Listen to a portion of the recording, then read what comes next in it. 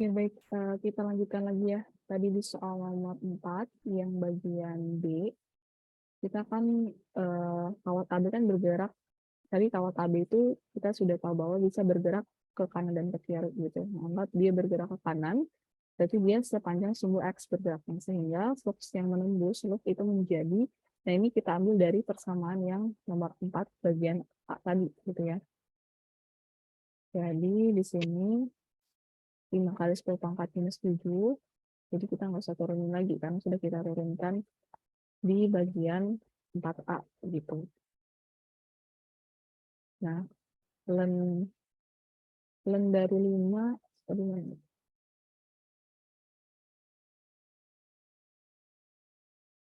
Len 5 1,609. 1,609, nah ini X-nya. Berarti fluxnya sama dengan 8,05 kali 10 pangkat minus 7. Gitu.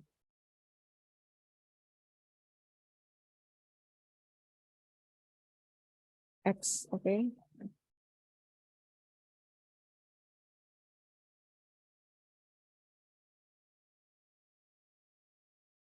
Nah, kemudian sekarang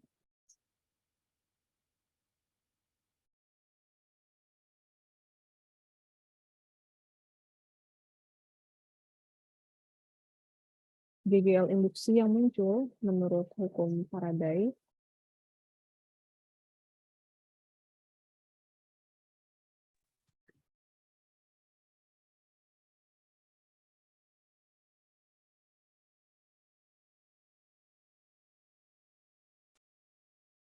yang muncul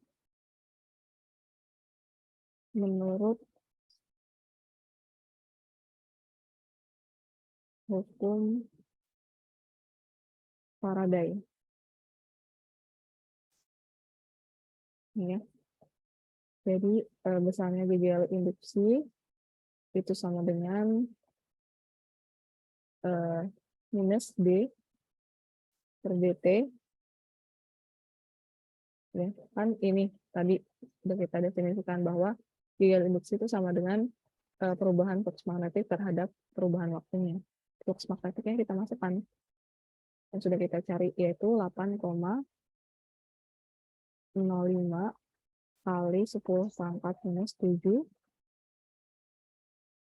X gitu.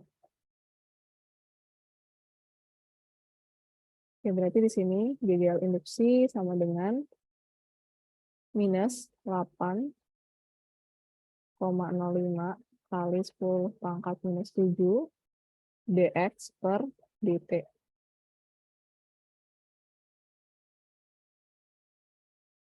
Gitu ya. Nah, dx per dt, kalau kalian masih ingat ya, jarak dx per dt itu kan sama aja kecepatan gitu. Turunan dari apa ya? Posisi terhadap waktu gitu. Jadi turunan posisi terhadap waktu itu sama dengan kecepatan gitu. Nah, kalau turunan kecepatan, kalau kalian misal masih ingat ya di FISDAS 1, turunan kecepatan terhadap waktu itu adalah percepatan gitu. Nah, di sini GGL induksinya sama dengan minus 8,05 kali 10 pangkat minus 7. Nah, tadi kecepatannya diketahui ya dari bagian yang B itu sebesar 4.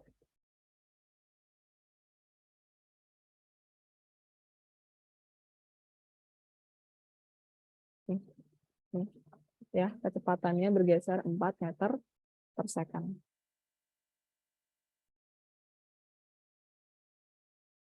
Oke, berarti di sini udah GGL induksi sama dengan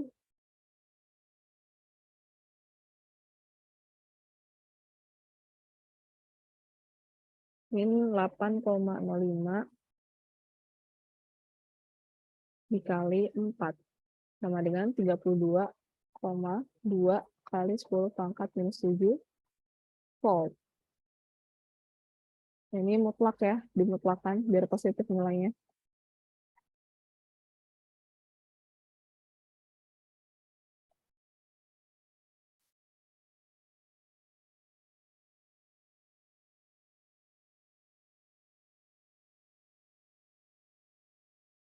Jadi sama dengan 32,2 kali 10 pangkat minus 7 volt gitu. Nah, ini untuk soal nomor 4.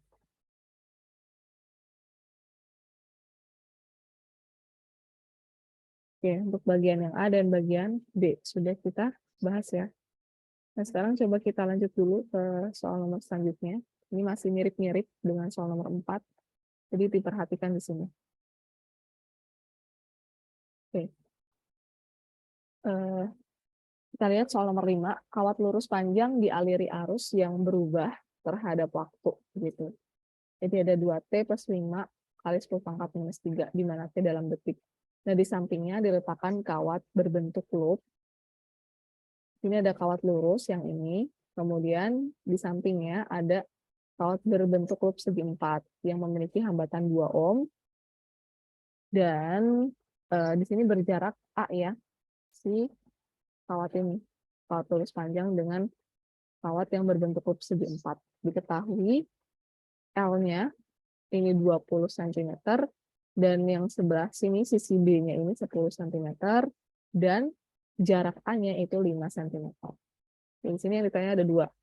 Tentukan besar dan arah medan magnet pada titik yang berjarak R dari kawat lurus panjang. Oke, kemudian yang bagian B, berapa flux magnetik total yang melewati kawat tersebut, berapa besar GGL induksinya, gitu. Oke. Nah, jadi kita coba bahas satu persatu dulu, dimulai dari yang A. Besar medan magnet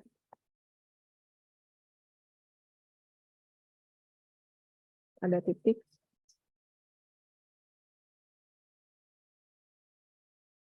yang berjarak R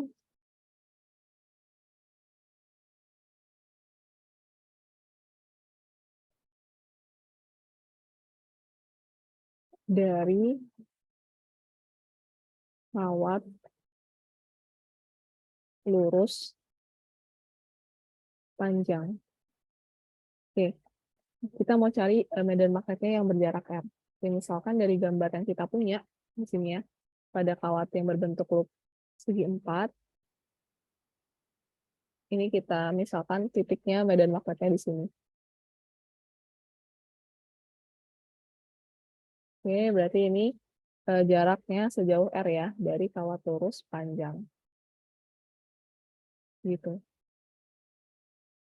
Nah, di sini ya, misalnya jarak medan magnetnya. Nah, kita untuk soal nomor A, ini berarti menggunakan hukum Ampere.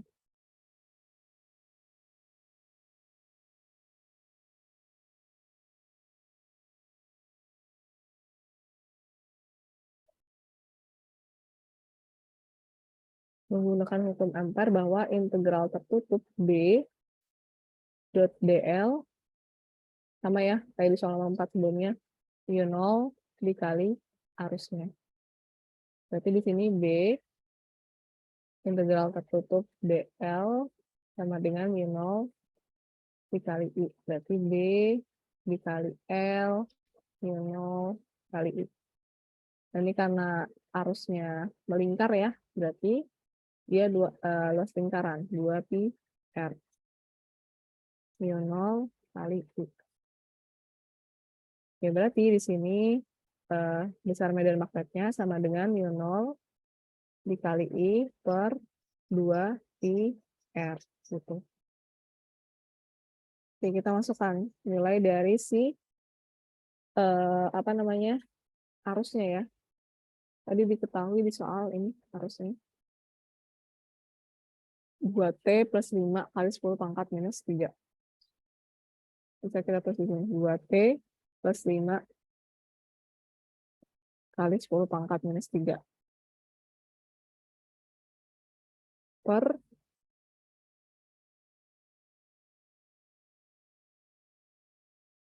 2 pi R.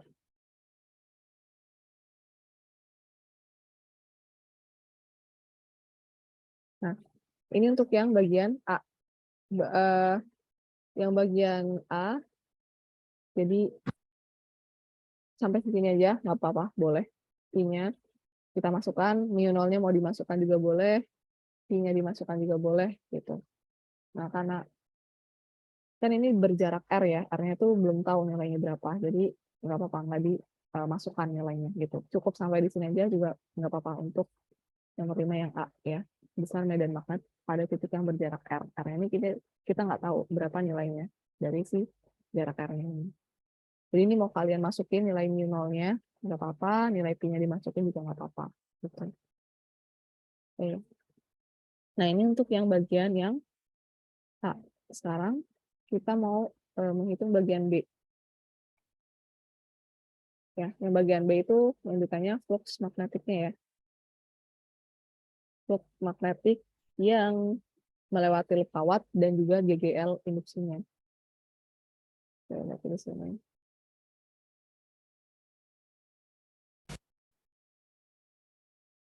Flux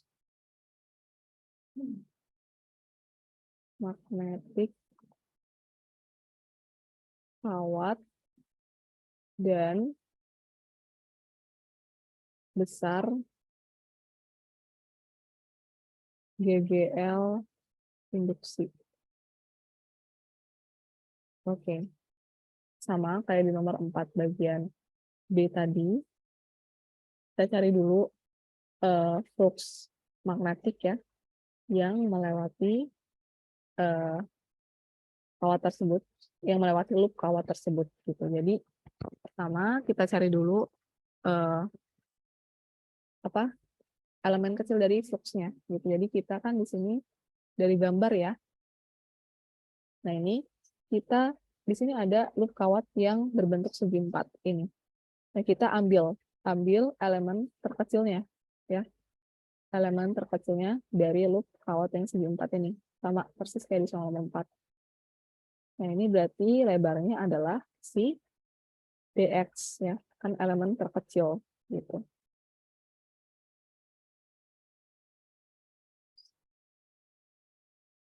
Nah, ini. Misal membagi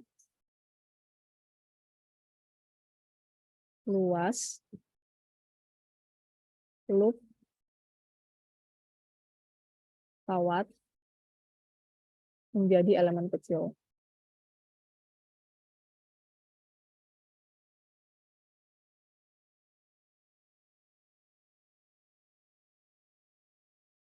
Menjadi elemen kecil dengan lebar dx.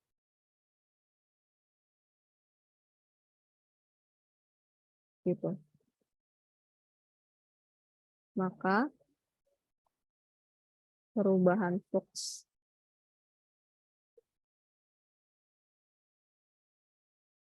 yang menembus luasan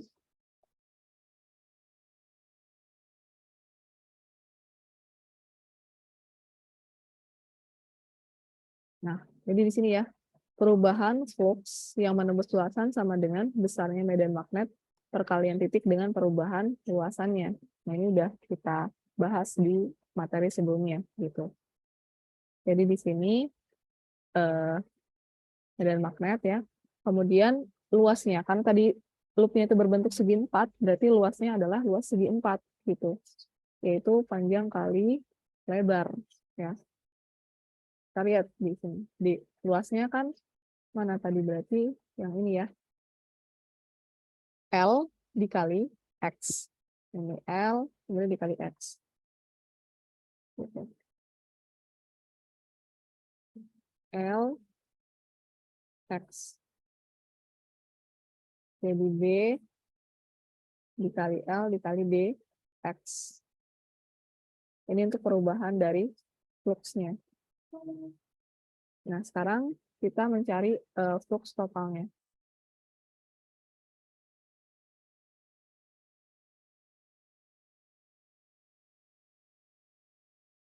Sehingga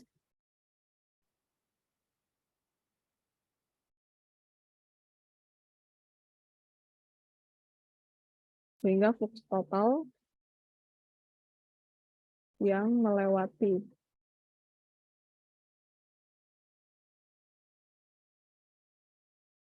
loop kawat. Nah, flux total berarti kita integralkan ya dari si perubahan flux magnetik itu. Jadi totalnya D dV, penjumlahan dari perubahan flux totalnya. Oke, di sini berarti kita masukkan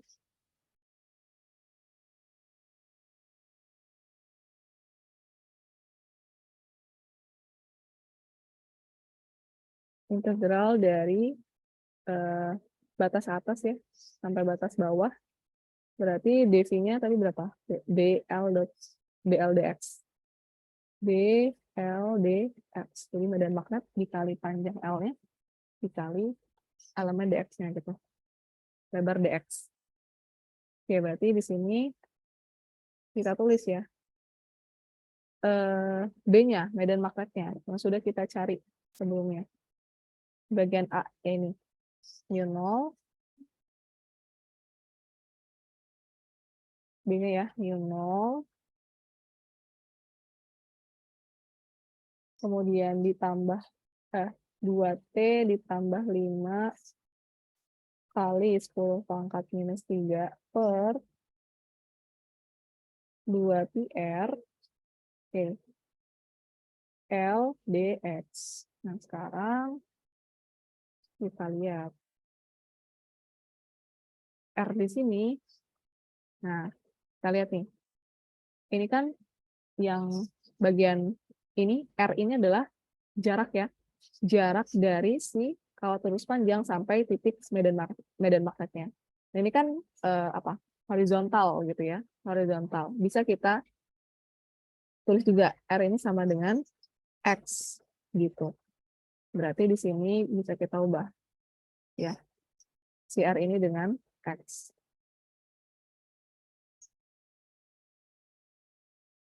Oke. Nah, sekarang berarti kita integralkan yang komponen X-nya. Yang tidak kita integralkan taruh depan. mu0 2T plus 5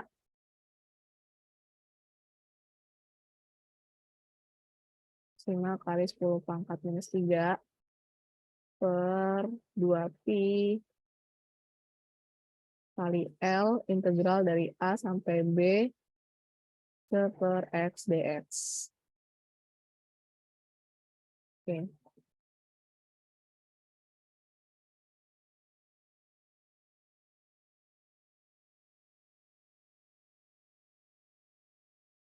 Nah, integral dari 1 per X itu kan ln X. Ln X karena ada batasnya dari atas sampai bawah. Oke, berarti di sini mu0 2T plus 5 kali 10 pangkat minus 3 per 2pi L. Nah, ini kan ada batasnya, berarti batas atas dikurang batas bawah ya. Ln batas atasnya A dikurang batas bawahnya. Dan B. Oke.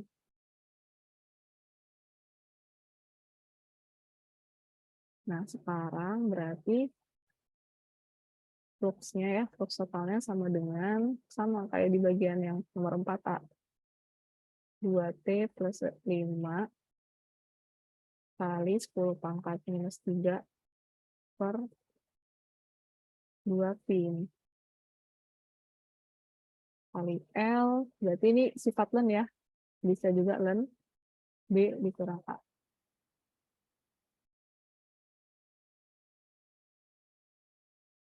Oke.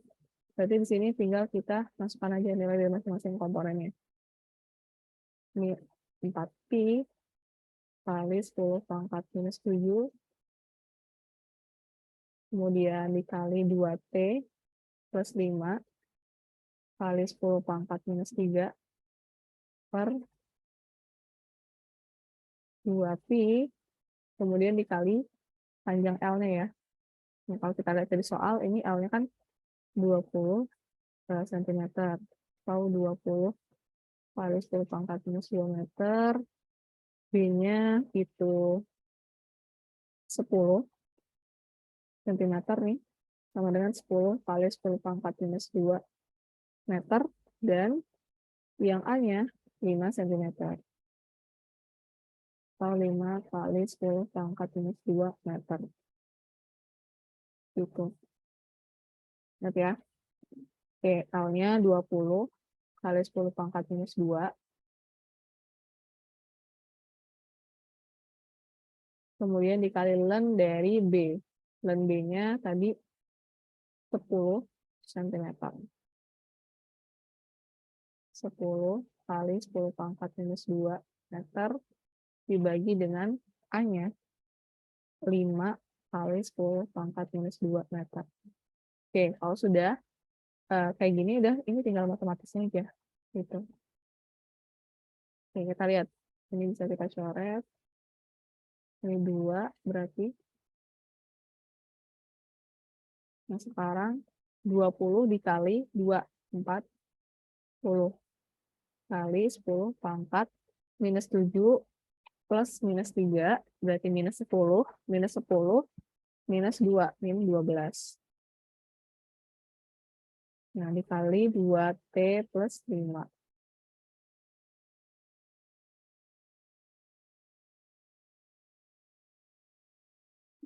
Kemudian, len dari 10 dibagi 2, 10 bagi 5 itu 2 ya.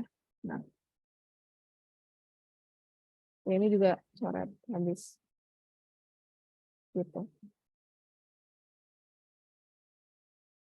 Ya, berarti di sini 40 kali 10 pangkat minus 12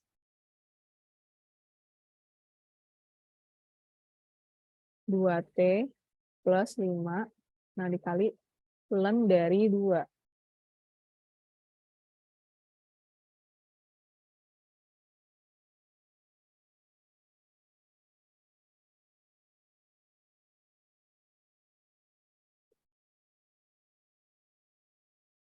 Nol koma 69. Nah, 0,69 ini dikali dengan 40. 27 ya. 27,73 kali 10. Belum. 2T plus 5 kali 10 pangkat minus 12.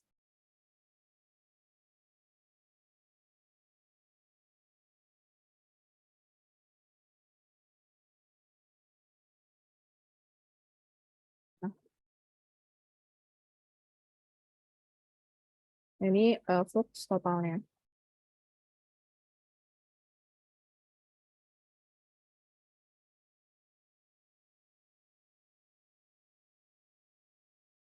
Atau sama dengan, bisa kita tulis juga 2,77 2T plus 5 kali 10 pangkat min 11.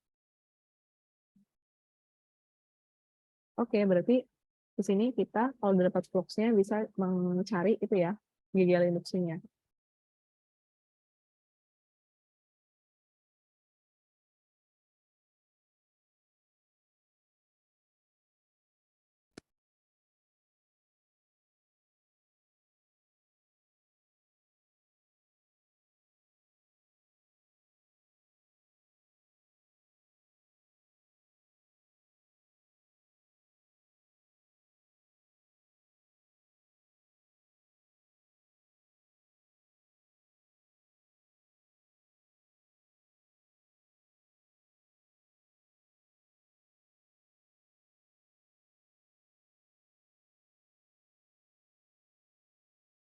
Kita lanjutkan lagi untuk menghitung besar GGL induksi untuk bagian B.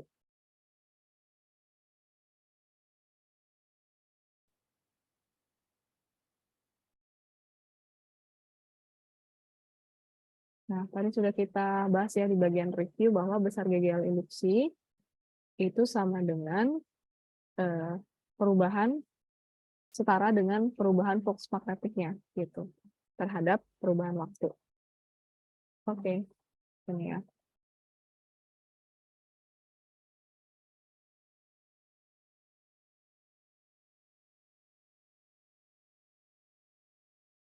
Nah, berarti di sini minus D per DT. Sini kita masukkan untuk totalnya 2,77 ini ya. 2,77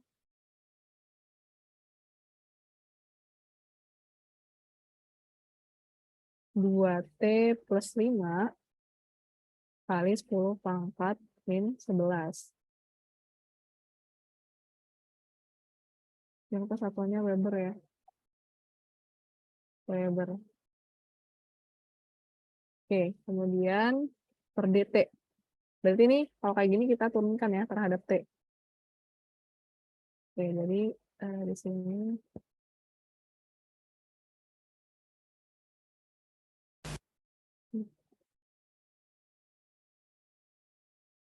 nah ini nggak bisa langsung kita turunkan ya. Mending kita kalikan dulu gitu. 2,77 dikali 2. 2,77 dikali 2 sama dengan 5,54 T gitu ya. Ditambah dengan 2,77 dikali 5. 13,85. Nah, ini kali 10 pangkat minus 11. Nah, gini.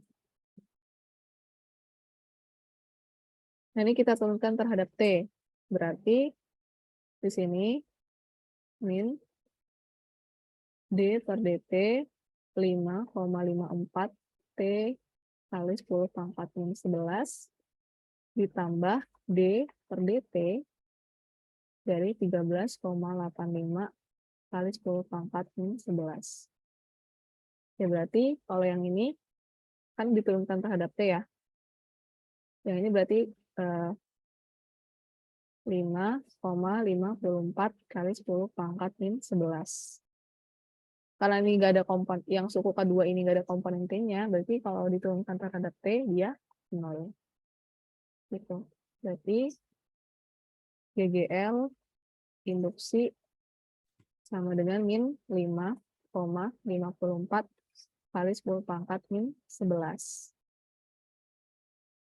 Sama dengan 5,54 kali 10 pangkat min 11 volt. Gitu.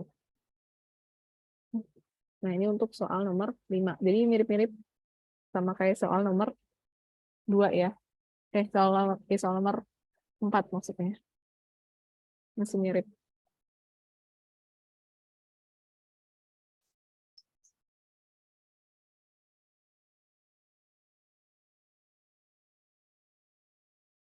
Sampai di sini ada yang tanyakan dulu untuk soal nomor 4 dan soal nomor 5.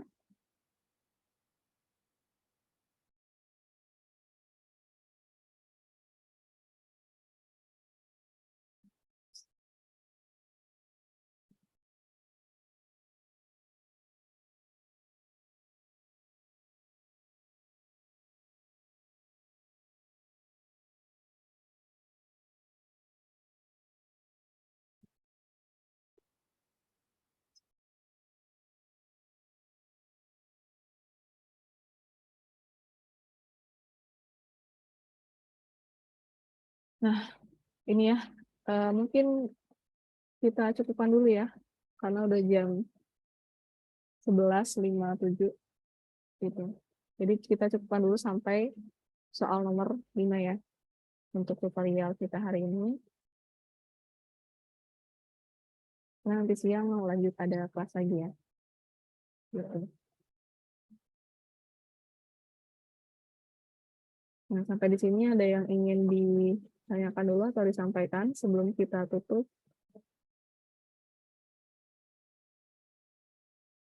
Oke. Nah, seperti biasa, sebelum kita tutup, kita dokumentasi dulu ya. Silakan teman-teman bisa dinyalakan kameranya. Nah, yuk dinyalain dulu kameranya. Nanti dipelajari lagi ya untuk materi tutorial kita hari ini.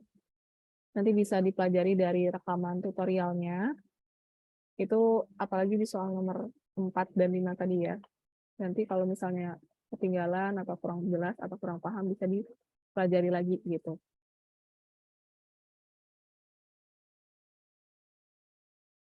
Oke, silakan dinyalakan dulu kameranya, kita ambil dokumentasi sebentar.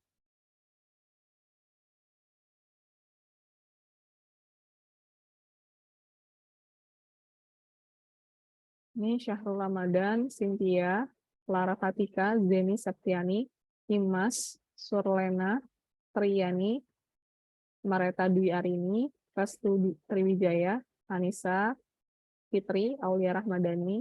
Ini ada orangnya nggak di sana nih? Coba dinyalain dulu kameranya.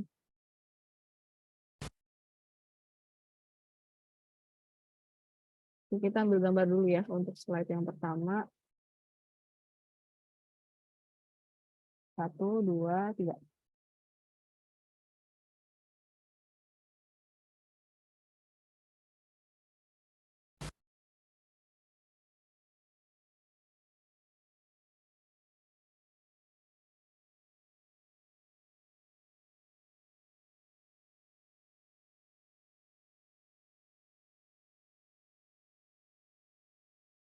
Oke, slide yang kedua.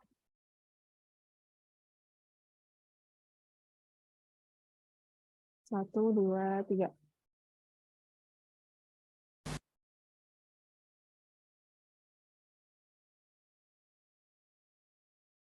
Sekali lagi slide yang kedua ya. 1, 2, 3.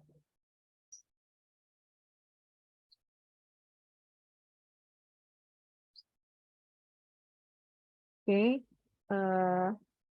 ini untuk absen ya yang hari ini. Silahkan bagi yang hadir tutorial yang ada di Zoom meeting diisi dulu absennya.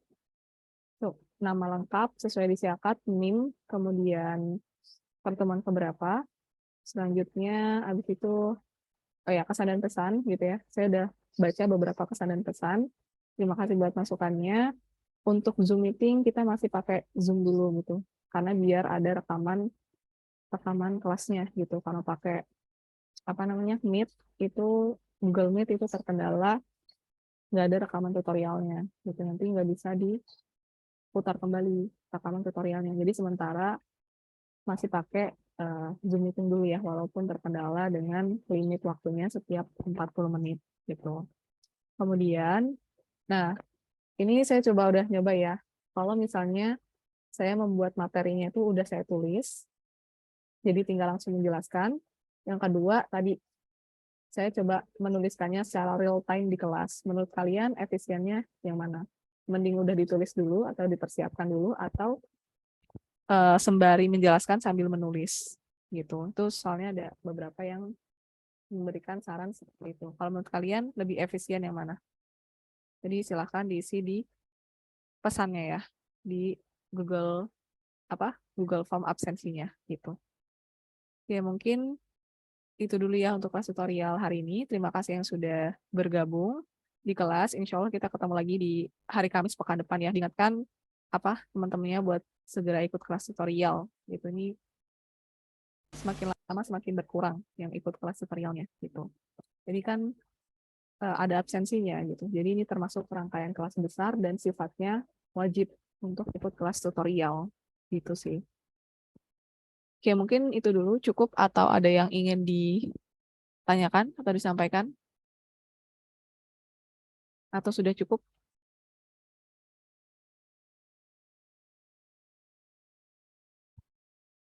Sudah cukup Kak sepertinya. Ya baik ya, kalau sudah cukup, kita akhir dulu kelas tutorial hari ini. Silahkan dipelajari lagi materinya, nanti ditonton lagi rekaman tutorialnya. Linknya bisa kalian akses di deskripsi WhatsApp grup kelas tutorial untuk link rekaman kelas tutorialnya. Oke, mungkin itu saya tutup ya. Demikian kelas tutorial hari ini. Semoga yang sedikit tadi dapat bermanfaat. Apabila ada salah kata, saya mohon maaf. Saya akhiri. Wassalamualaikum warahmatullahi wabarakatuh. Selamat siang semuanya.